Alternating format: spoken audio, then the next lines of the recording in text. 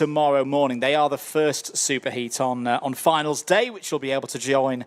Work to do in the superheats, either defending one of those top 36 positions or trying to punch your ticket into the top 36 with a strong superheat and the greater number of points available in it. Green flag has been waved, means our 2 formation laps are underway. Let's take you through the full grid for this final race for groups D and E in X30 Senior, as there's dramas on the grid there for Anton Batelou, who's due to start on row 10. Danny Caronini will start on pole position. It's a Zanki Motorsport lockout of this front row with Emmanuel Leodakis on the outside. Javier Barrasca and Aaron Garcia make it an all MDC Racing row 2. Gabi Teixeira and Morgan Moore go from row number 3. It's then Luna Claret and Toby Gale starting on row 4. Yanis Brule and Tyrone Kennard wrap out the top 10. End of the first half of the grid. Row 6, Neil Russell and Adam Albacioni. They are followed by Sebastian Means and Alex Martinez on row number 7. Row number 8, Eloy Gonzalez and Michael Muller. Elvis Kazoskas and Thomas Van Vliet. Row number 9, Miguel Paco Sarmiento and Anton Batelou. Hopefully, if he can join us on row number 10, then Antonio Sarad and Franco Escoto running up the top 22. That's quite a shame because you cannot see it just yet, but Anton Batelou, now you can see him, is still stuck onto the pre-grid at the wheel of the only CRG machine in the field from OKS. One of the difficulties of a driver like Anton Batelou is that they came as privateer for this opening of the IAME Euro Series with no teammates, no comparison, no sort of help. They have to do everything on their own. And, you know, that takes a lot of ambition and courage, certainly. And, yeah, this is the kind of driver, you know, David against Goliath that we hate to see in those circumstances, in those difficult conditions, trying to get the engine going by any means possible. But unfortunately, that's unsuccessful so far. And that means DNF for Anton Batelou, even before having the chance to fight for the last race of the day. Yeah, and that is a DNS then for Anton Batelou. Will not take part in this race, so leaves us with 21 out there on circuit for this this last heats for groups D and E. Remember, it's 2 points the gap between Moya and Garcia. So if Garcia was able to win this race, Moya then would have to win his final race. Second for Moya in that circumstance would not be enough.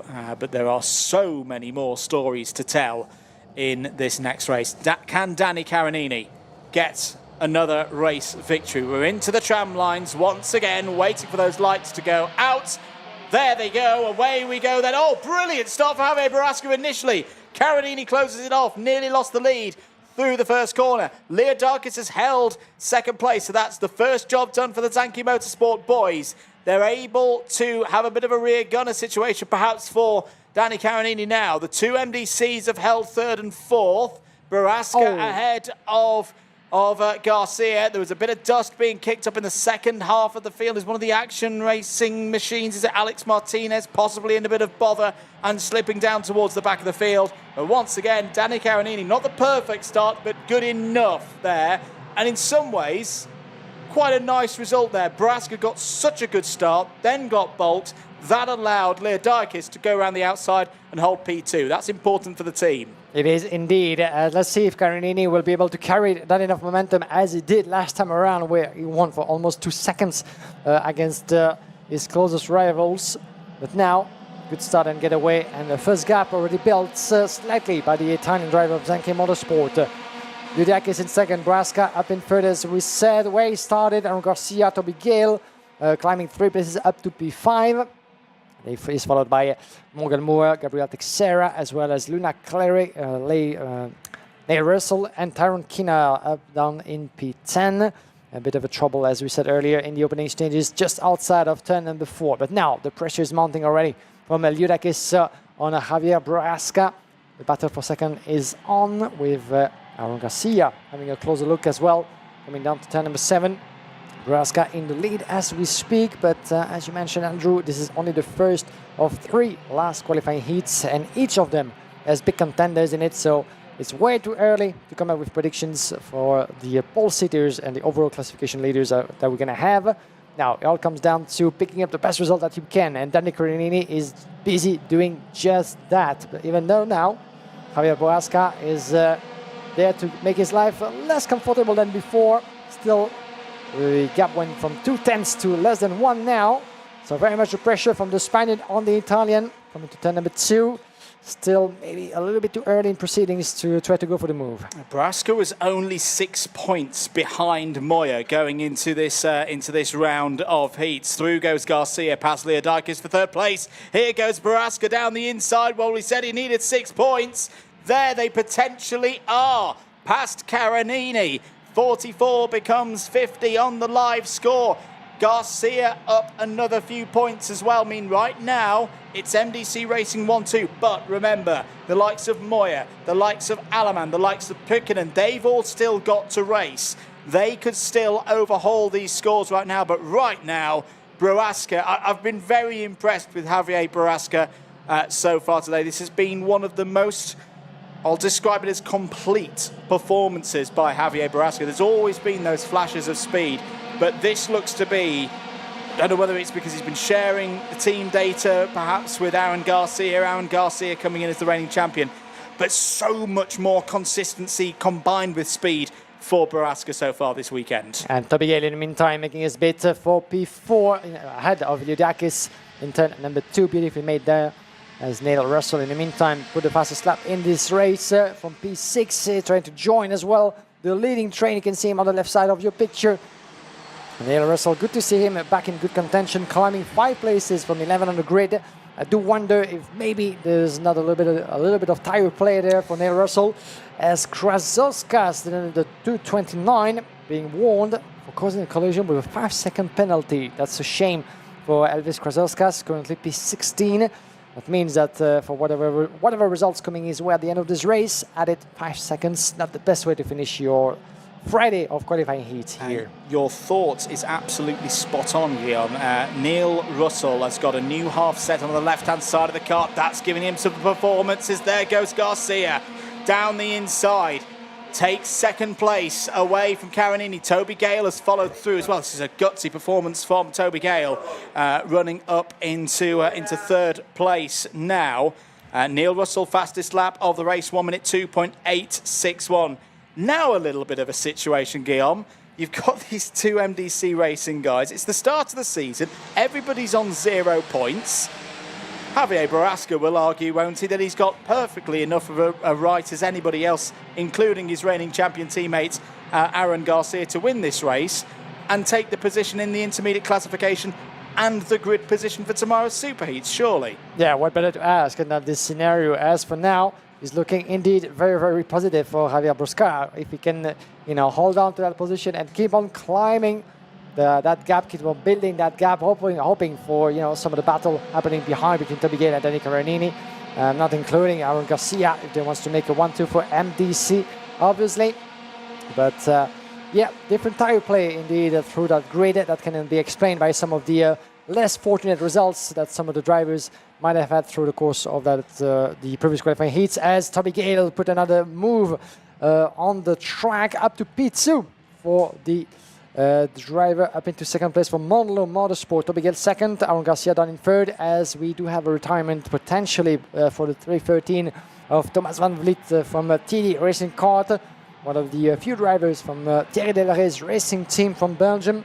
And that's quite a shame for Thomas Van Vliet. Yeah, and even double a shame, because Thomas had used a new half set for this race. So that gamble, and it is a gamble to deploy them at this stage of the competition, has not paid off. Why did they do it? Well, they want to get themselves a little bit further up the order before we get to the super heats tomorrow.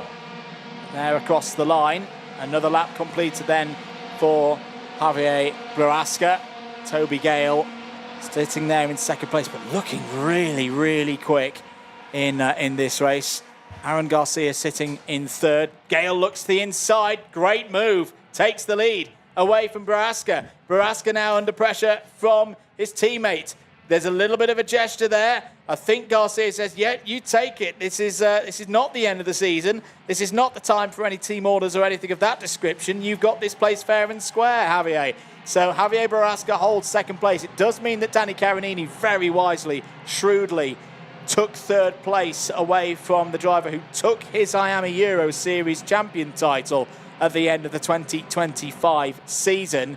But Toby Gale, this is a bit of a turnaround. I say that the Birrells have been performing well in the hands of many drivers here today, but Toby Gale, very experienced driver from Monlau Motorsport. We've seen them performing well in X30 Junior. Is this now a bit of a charge coming in X30 Senior?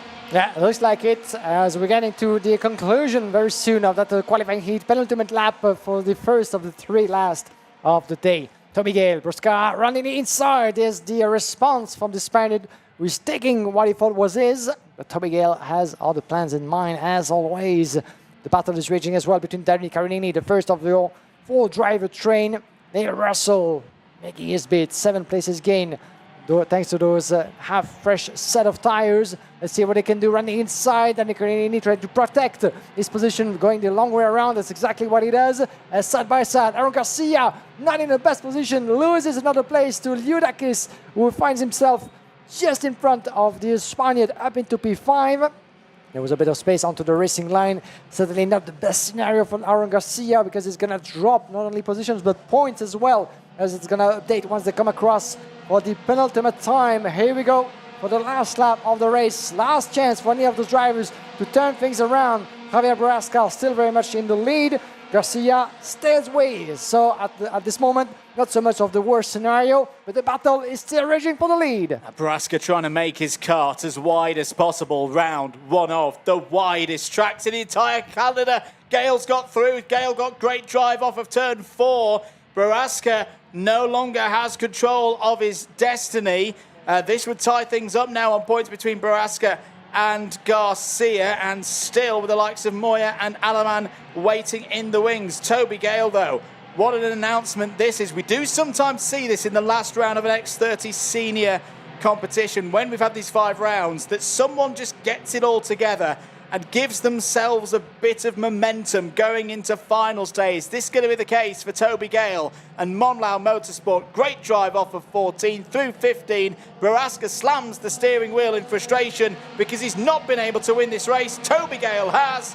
Brilliant work by the Thai driver. Javier Borrasca second. Danny Carinini in the good points again into third. That gives Borrasca the lead in the intermediate classification as things stand by 4 points over his teammate Aaron Garcia.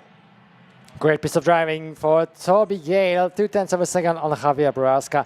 In the end, he certainly accomplished his effort. He really put it down to the wire. 7 places gained up to that P1 for the first time this weekend for Toby Gale. It's still all to play for when it comes to the classification. 4 points splitting Javier Borrasca and Aaron Garcia, as we're going to have to wait for Ruben Moya, who is down 48 points, 38 points though, down in 4th place. So a little bit of hope certainly still open for Ruben Moya if he wins on his last qualifying race. That will come up in just 2 races time. Before that, we're going to have Dan Halleman 5th place as well in the overall classification. Now, that's for the full of the qualifying heat that we just had. Toby Gale, Javier Borrasca split by 2/10 on the line. Danny Carinini taking 3rd place from Emmanuel Liudakis, Aaron Garcia, Neil Russell, Morgan Moore, Luna Clary, Elo Gonzalez, and Tyron Kinar. Gabriela Teixeira 11 from Sebastian Minz, Alex Martinez, Michael Möller, Adam Elbassioni, Yanis Bouillet, Elvis Quazoskas, Franco Escoto with his CRG IAME package, as Thomas Van Vliet had to go back to the pit lane at some point during the race. Now, this is the end of the road when it comes to qualifying races for those drivers in D versus E. Toby Gale at the wheel of that Pirelli machine from Monlau, one of the Spanish teams competing on national level and in the IAME Euro Series for many years now, led by none other than Mr. Legend, Pedro Hilbrand.